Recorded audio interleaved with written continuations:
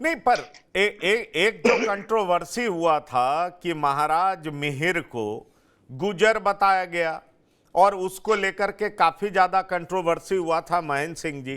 क्या ये बड़ी वजह है कि पूरी बीजेपी के खिलाफ क्षत्रिय समाज अपनी नाराजगी जाहिर कर रहा है? जाहिर तौर पर जहां पर बताया गया वो मुझे लगता है कि वहां की लोकल लीडरशिप इसको एड्रेस करने की कोशिश कर रही होगी, या ये इतना बड़ा मुद्दा है जो पूरे देश में प्रभाव डाल सकता है? क्योंकि हमने न्यूज़पेपर में और तमाम जगह अपने संवाददाताओं के जरिए इस तरह की बातें सुनी। हमने अभी विकास कपिल से भी बात किया, ये हमारे संवाददाता हैं, हमने इनसे पूछा कि आखिरकार आक्रोश का आधार क्या है। अभी अनुपम जी बता रहे थे कि 7% आबादी है, 14% मंत्री हैं, 7% आबादी है, 14% विधायक हैं। अगर जहां तक उत्तर प्रदेश का सवाल है तो सवाल ये उठता है कि आपकी जो आबादी है उसके अनुपात में तो आपका रिप्रेजेंटेशन भी ज्यादा है, मंत्री भी ज्यादा है, तो उत्तर प्रदेश में नाराजगी की तो कोई वजह नहीं हो सकती। अगर उत्तर प्रदेश में नाराजगी की वजह है तो क्या वो वजह संगीत शो में? क्योंकि आप याद करिए कुछ दिनों पहले जब संजीव बालियान के गाड़ी पे हमले हुए तो संजीव बालियान के तरफ से आरोप लगाया गया कि यह काम संगीत सोम ने कराया था। संगीत सोम जब चुनाव हारे तो उन्होंने कहा कि संजीव बालियान के द्वारा कराया गया यह काम है। सवाल यह उठता है कि एक पार्टी के भीतर दो राजनेताओं के बीच में पारस्परिक स्पर्धा हो सकती है, लेकिन उसको जातीय रंग देना किस हद तक सही है और कहां तक सही है? देखिए पंकज जी, रजनी कोठारी ने कहा था कि कास्ट स्ट्रेंथन डेमोक्रेसी, जो भारत में के संदर्भ में कि जाति जो है वो लोकतंत्र को मजबूत करती है, क्योंकि जाति भारत में एक दबाव समूह के रूप में काम करती है, प्रेशर ग्रुप के रूप में। तो ये इस समय जो जितने भी जो क्षत्रिय नेता इकट्ठे हुए हैं, ये एक दबाव समूह की तरह कार्य कर रहे हैं। ये दबाव बनाने की कोशिश कर रहे हैं कि उनके समुदाय को और ज्यादा जो है राजनीति में महत्ता दी जाए, उनको जो है पोजीशन दी जाए। और जिस प्रकार आपके संवाददाता विकास जी ने बात की, ये एक दिन में पनपा हुआ आप कहें आक्रोश कहें या प्रतिरोध कहें नहीं है। मुझे याद है सितंबर 2021 में उत्तर प्रदेश के मुख्यमंत्री योगी आदित्यनाथ ने मिहिर भोज की प्रतिमा का, एक गुर्जर सम्राट करके उनकी प्रतिमा का अनावरण किया था। तभी से ये बातें वहां काफी उसका भी प्रतिरोध किया गया था कि किस तरीके से जो ऐतिहासिक रूप से जो क्षत्रिय जो लीडर्स रहे हैं उनको अप्रोप्रिएट किया जा रहा है विभिन्न समुदायों द्वारा। शायद ये इस जाति की कमजोरी दिखाई जा रही है। इसके अलावा एक और मुद्दा इस पूरे क्षेत्र में है, और मुझे करेक्ट करेंगे आपके संवाददाता, एक जो अग्निवीर का मुद्दा है। शायद जो मुझे पता चला है कि ये अग्निवीर वाला मुद्दा वहां बड़ी संख्या में जो है राजपूत जो नौजवान हैं वो सेना में एस्पायर करते थे। इसके अलावा टिकट डिस्ट्रीब्यूशन का मुद्दा है जो आप अपनी बाइट में चला रहे थे। तो ये सारे मुद्दे हैं और इनको मिला के ये वही बात है भारतीय राजनीति में जैसे हमें सुनने को मिलती है कि ओबीसी नाराज है, दलित नाराज है, ब्राह्मण नाराज है, कायस्थ नाराज है, तो अब राजपूत नाराज है। द सेम मतलब एक जाति का किस तरीके से राजनीतिकरण, उसका उपयोग ये दर्शाता है। और हाँ, कितना नुकसान करेगा भारतीय जनता पार्टी को, मुझे नहीं लगता है कि बहुत नुकसान करेगा। हाँ, लेकिन एक हेडेक के रूप में भारतीय जनता पार्टी के चुनाव के जस्ट पहले इस तरीके से पोलिंग के जस्ट पहले ये निश्चित रूप से भारतीय जनता पार्टी की लीडरशिप को परेशान करने वाला मुद्दा है। कितना जैसा अनुपम जी ने कहा, मुझे नहीं लगता है कि इमरान मसूद को वहां का क्षत्रिय वोट देने जाएगा। और क्या ये गुस्सा उस स्तर पे पहुंच गया है कि वो अगर इमरान मसूद को वोट देने के लिए तैयार है भारतीय जनता पार्टी के कैंडिडेट की तुलना में, तो निश्चित रूप से ये भारतीय जनता पार्टी के लिए बहुत ही बड़ी चिंता का विषय है।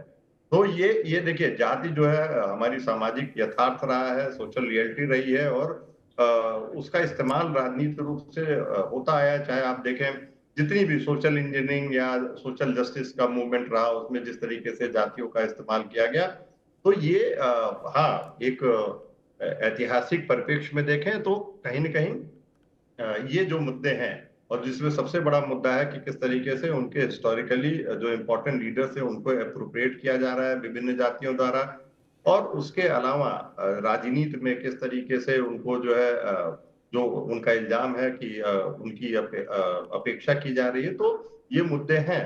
और यही मुद्दे, अगर ये महापंचायत इतनी बड़ी संख्या में विभिन्न स्थानों पे हो रही है और भारतीय जनता पार्टी को मजबूर हो जाना पड़ रहा है कि अपने टॉप राजपूत लीडर्स को इनको मनाने के लिए, उतारने के लिए, तो इसका मतलब ये एक गंभीर मुद्दा है और इसे भारतीय जनता पार्टी के टॉप लीडरशिप को इस पे ध्यान देने की आवश्यकता है। और पश्चिमी उत्तर प्रदेश में बार बार कुछ ऐसे संकेत आ रहे हैं, हालांकि जो इनके नेता के रूप में अपने आप को प्रोजेक्ट कर रहे हैं उनका बहुत ही कोई एक कहें तो गंभीर राजनीतिक इतिहास नहीं रहा है, लेकिन वो अपने आप को एक जातिगत नेता के रूप में काफी समय से इस क्षेत्र में स्थापित करने की कोशिश कर रहे हैं।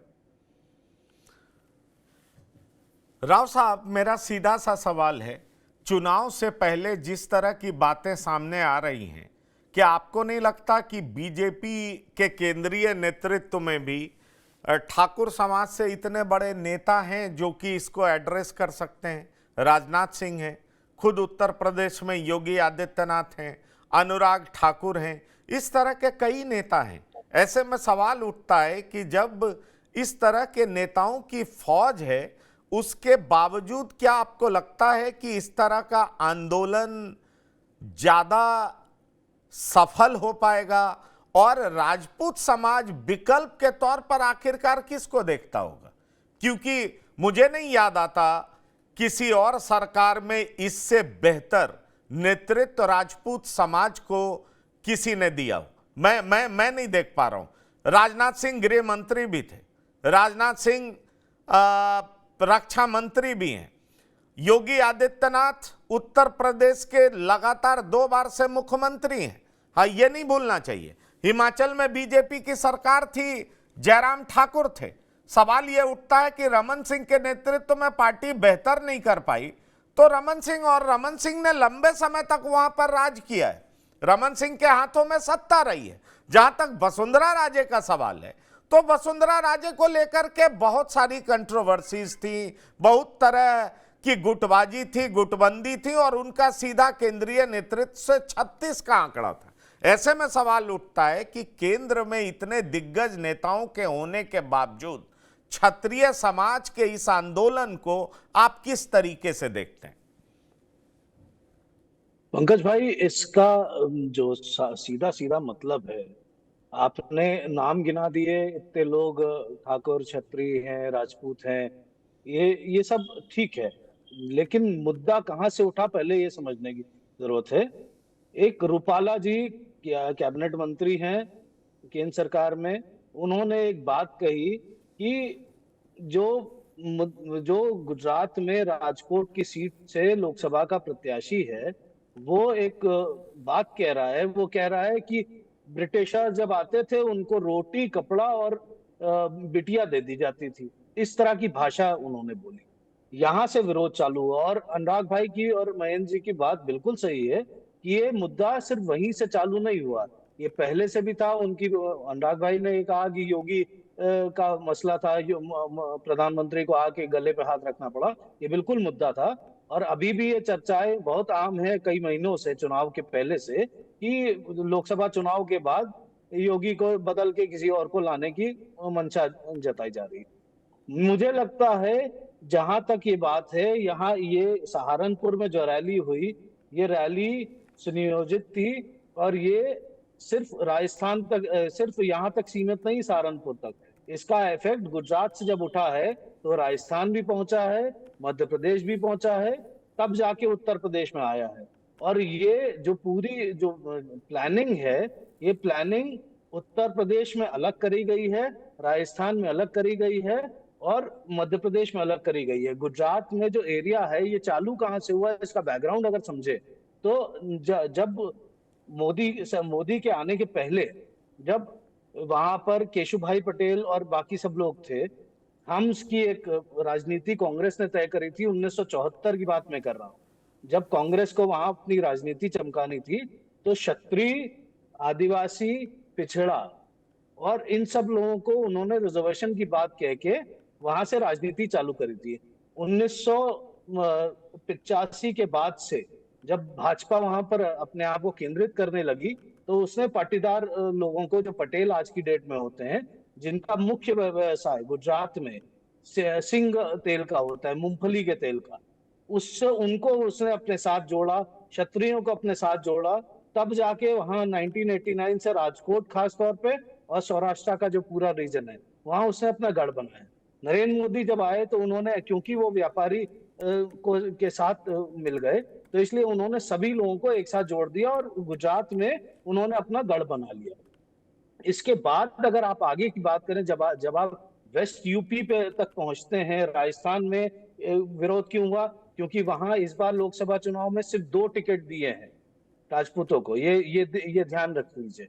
वहां पर विरोध इसी बात का है, और वहां पर जो राजस्थान की इंटरनल जो सर्वे रिपोर्ट है अभी की, वो मैं कह सकता हूं 25 सीटों में से 4 सीटें कम हो रही हैं बीजेपी की, क्योंकि वो उसी बेल्ट में आती है जहां राजपूतों का वोट ज्यादा है।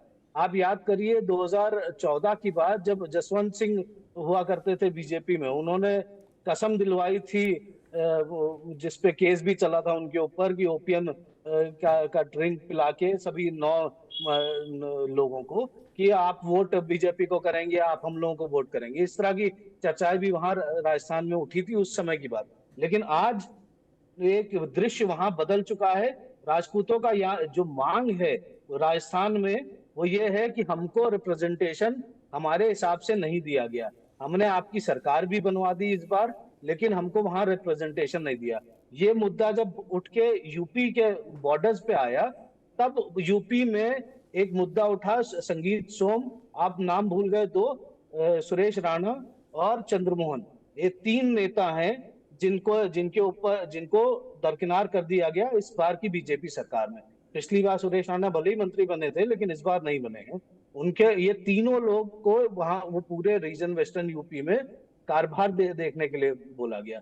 संजीव बालियान और इन सब लोगों से विरोध की बातें वहां उठती रही हैं। ये आज से नहीं उठ रही हैं, ये 2017 से हम सुनते चले आ रहे हैं कि वहां पर विरोध होता है। इसमें आगे एक रणनीति जो यहाँ पर चल रही है वहां बीजेपी की लोकल यूनिट में, वो ये है कि हम मुख्यमंत्री के नाम पे 2000 मुख्यमंत्री को लेके आएंगे, हम राजनाथ सिंह को लेके आएंगे, हम अनुराग ठाकुर को लेके आएंगे। लेकिन यहाँ पर मुद्दा ये उठ रहा है कि वहां के जो लोकल लीडर्स हैं, वो भी इस पूरी मुहिम का समर्थन कर रहे हैं, जिसमें बीजेपी का विरोध हो रहा है। लोकल पंचायत वहां पर जो बन रही हैं, वहां जो माहौल बन रहे हैं, वो बीजेपी के पक्ष में नहीं है। आप ये जो बात उठ रही है कि कितना वोट शेयर लोकसभा में जाएगा, कितना वोट शेयर लोकसभा में नहीं जाएगा, विनिंग लूजिंग मार्जिन हर सीट पे अगर 20,000 25,000 वोट शेयर अगर घट जाता है, तो बीजेपी को बड़ी दिक्कत होगी। और कैंडिडेट वाइज अगर देखेंगे, तो बीएसपी ने भी करीबन 3 सीटें, जो प्रमुख सीटें हैं, कैराना, गाजियाबाद, गौतम बुद्ध नगर, वहां पर उसने राजपूत कैंडिडेट दिए हैं। तो वहां पर बीएसपी भी वोट शेयर ले जाएगी बीजेपी का। तो कहीं ना कहीं बीजेपी को पश्चिम यूपी में पहली जो 25-24 सीटें हैं, उनमें बड़ी दिक्कत होने वाली है, अगर ये आंदोलन कहीं ना कहीं बिठाया नहीं गया। और आपके जो संवाददाता हैं, उनसे उन्होंने जो बात कही कि जो लोकल वहाँ जो खप पंचायतें चालू हुई हैं और जो लोकल लेवल पे, गांव लेवल पे बातें हो रही हैं, तो उसका प्रभाव कहीं ना कहीं या तो नोटा में तब्दील होने की बात आ रही है, जो मुझे रिपोर्ट आई है, या वो एंटी बीजेपी वोट में जा रही है। वो समाजवादी पार्टी या कांग्रेस में ना जाए, लेकिन वो बीएसपी में जा सकती है, ये भी हो सकता है।